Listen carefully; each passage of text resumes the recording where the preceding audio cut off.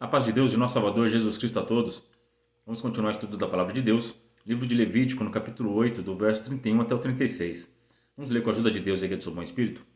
E Moisés disse a Arão e a seus filhos: Cozei a carne diante da porta da tenda da congregação, e ali a comei, com o pão que está no cesto da congregação, como tenho ordenado, dizendo: Arão e seus filhos a comerão. Então Deus ordenou, mandou que eles se alimentassem diante da tenda da congregação. Tinham que buscar se alimentar diante da tenda da congregação. Isso para nós, igreja, simboliza que nós temos que nos alimentar do Evangelho e buscar a Deus na igreja e se alimentar do Evangelho.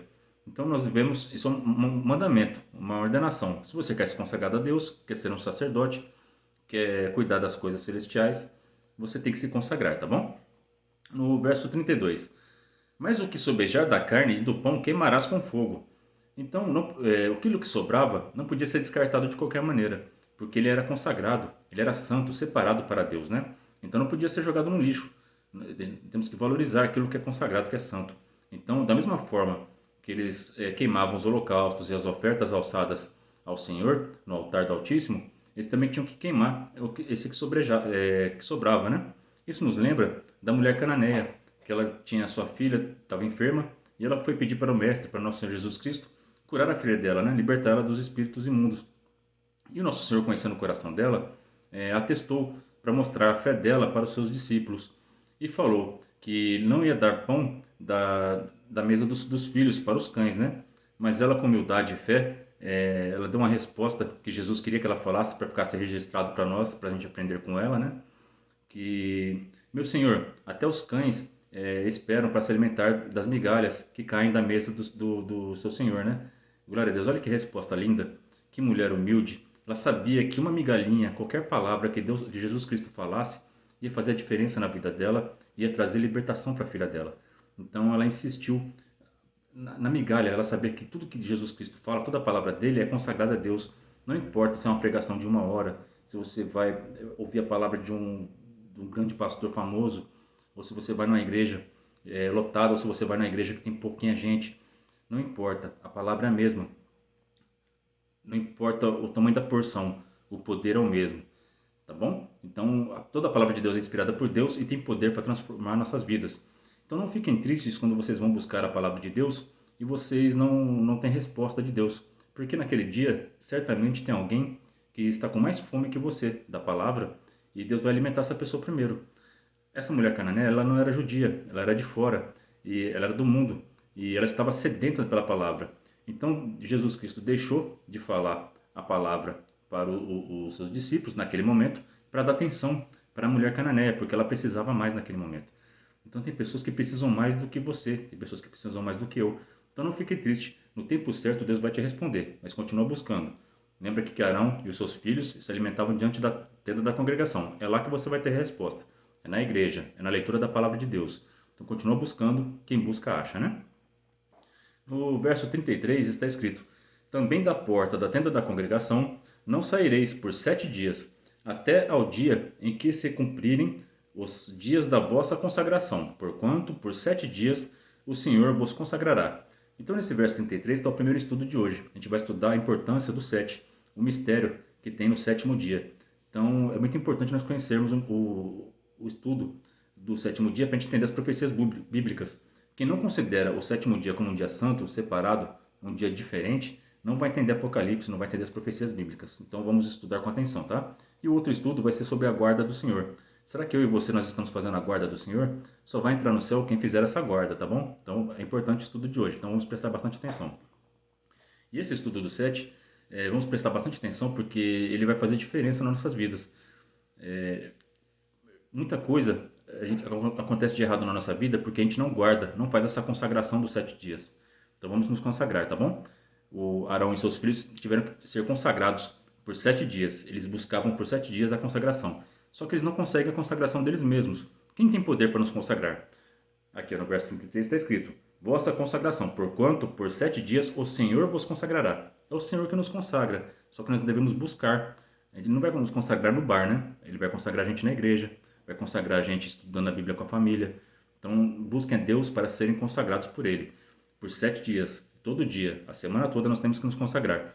Porque o dia que a gente não busca a palavra na igreja, A gente não consegue ir para a igreja todo dia, mas porque a gente tem compromisso, a gente trabalha, a gente estuda.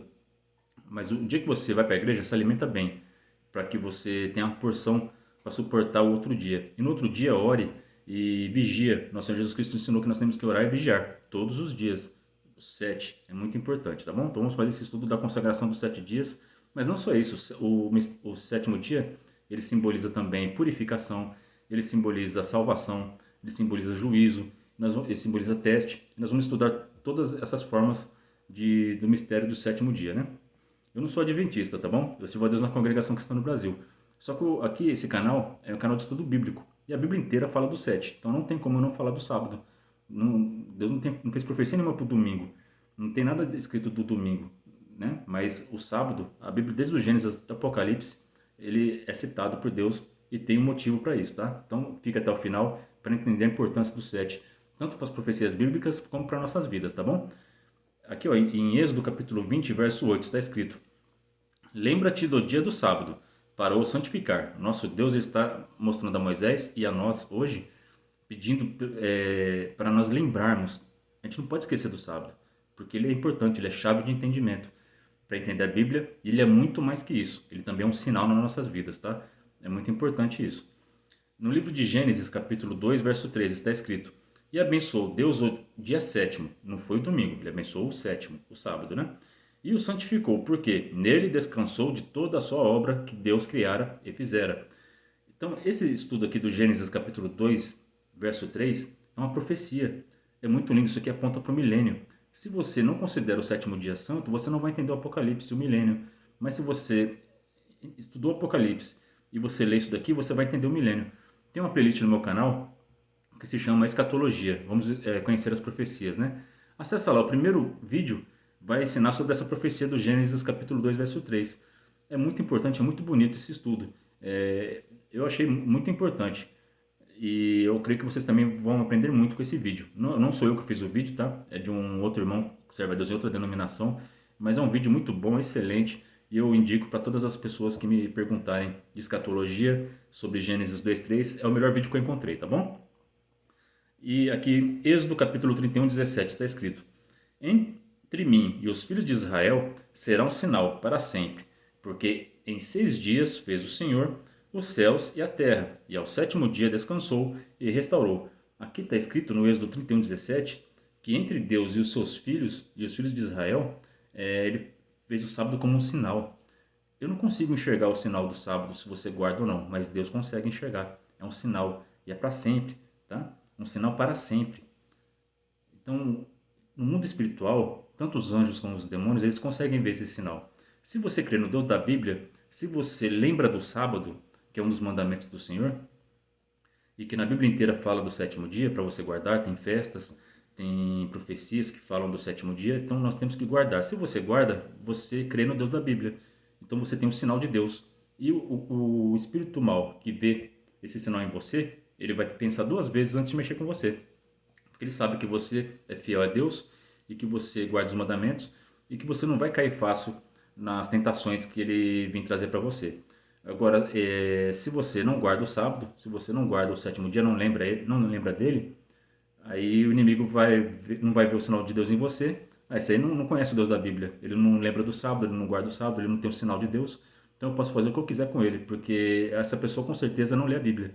A pessoa que não lembra do sábado é porque ela não lê a Bíblia com atenção, tá bom? Então o inimigo fica com uma porta aberta para entrar na sua vida.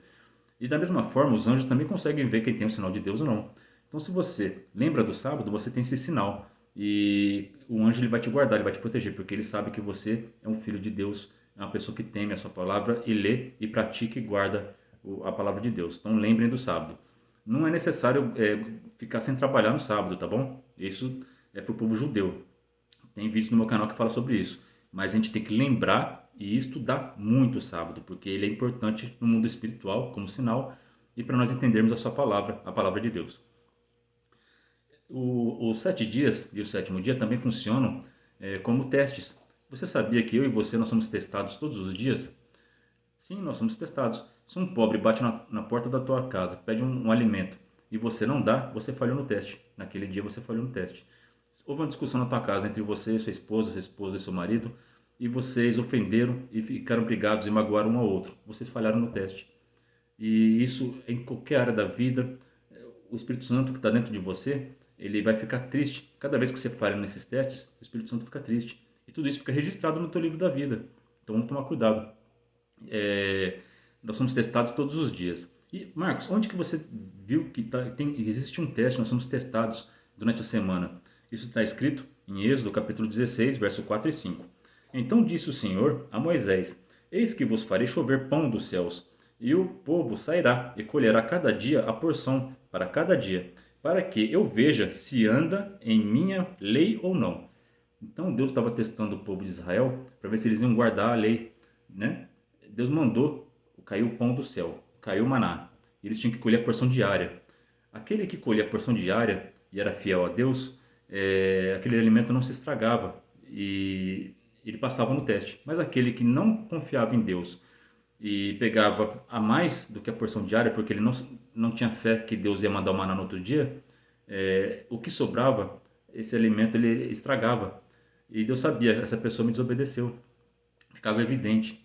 Então a gente conhece uma pessoa pelos seus frutos. Também no Novo Testamento fala que nós somos testados. E pelos nossos frutos, Deus sabe se a gente serve a Ele ou não, tá certo? Então vamos tomar cuidado, produzam frutos de valor. Aqui, Deus estava testando o povo de Israel, mas nós também somos testados, tá? Se a árvore não produzir bom fruto, será cortada e lançada no fogo, né? Vamos tomar cuidado. Aqui, ó, e acontecerá ao sexto dia que prepararão o que colhem, e será o dobro do que colhem cada dia. Outro teste.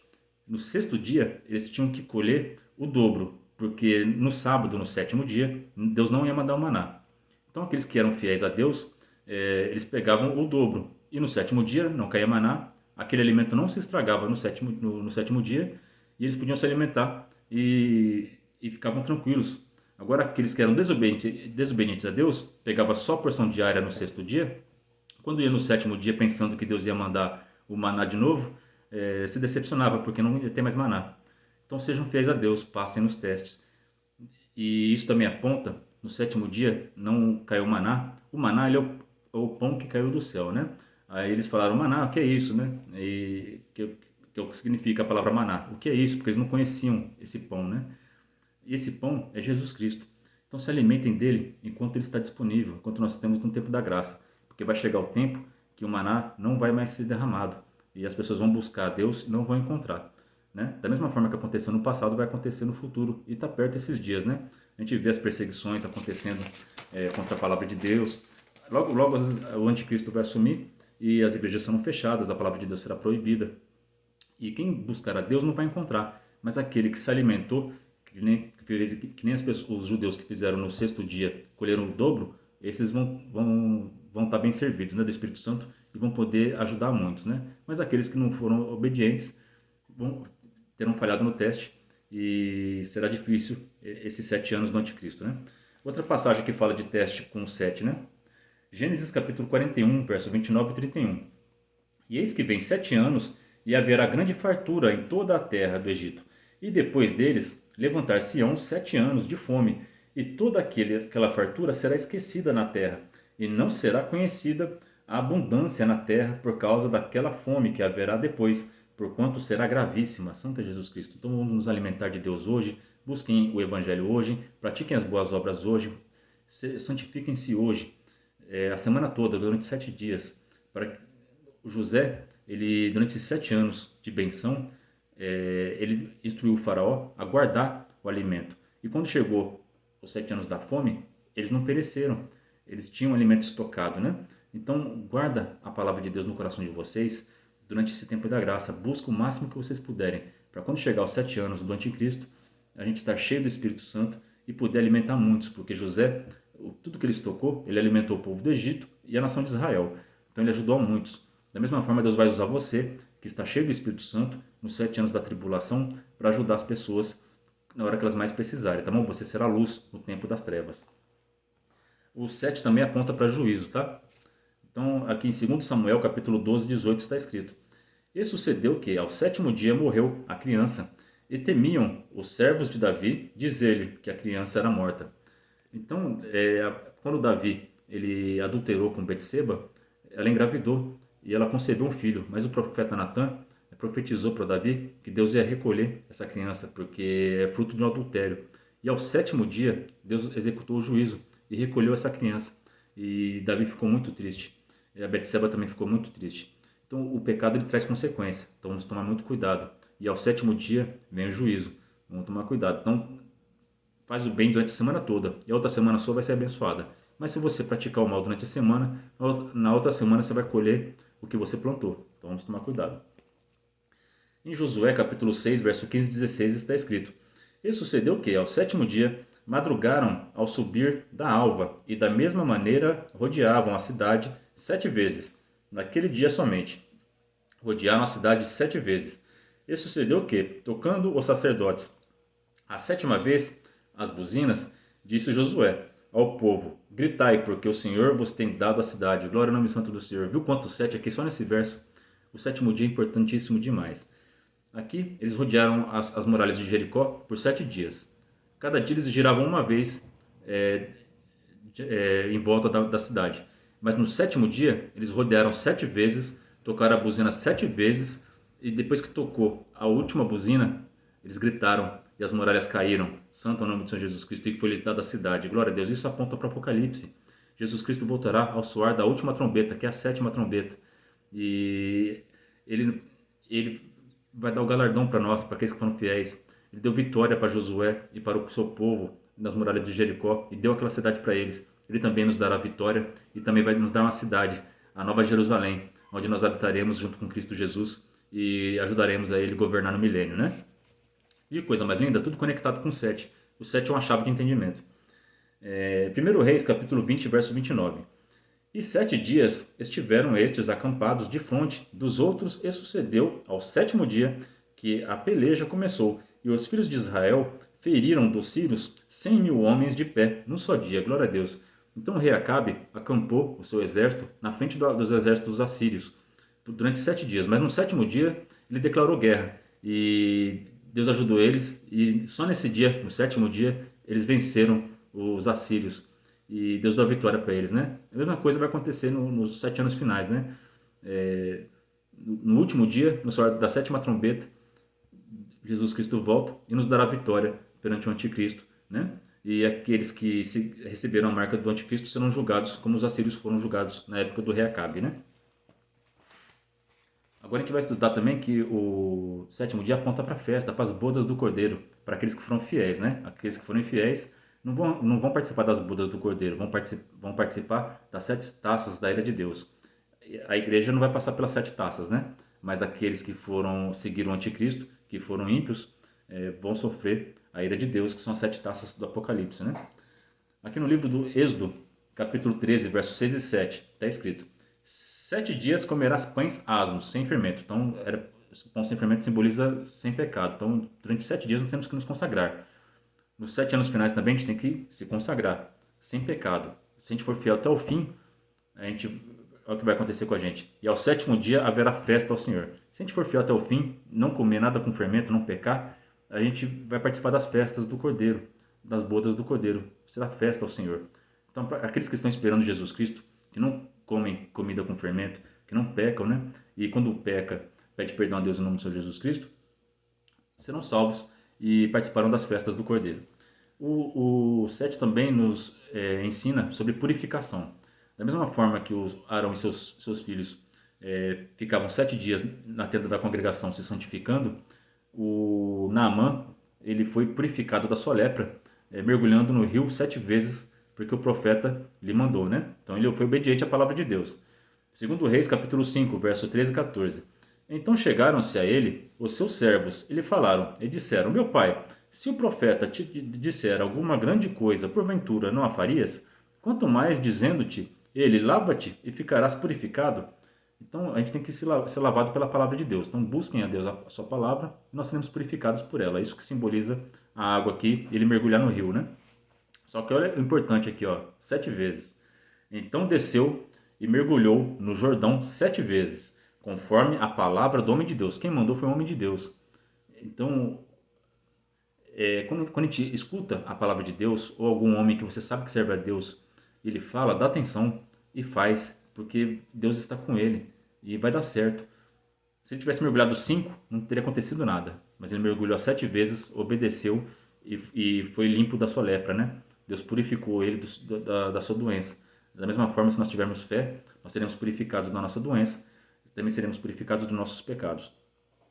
E a sua carne tornou como carne de um menino e ficou purificado. Então desceu, mergulhou o Jordão 7 vezes, conforme a palavra do homem de Deus, e a sua carne tornou como carne de um menino e ficou purificado. Glória a Deus, sejam obedientes à palavra de Deus e se purifiquem durante 7 dias e vocês serão purificados. E Deus vai abençoar vocês grandemente.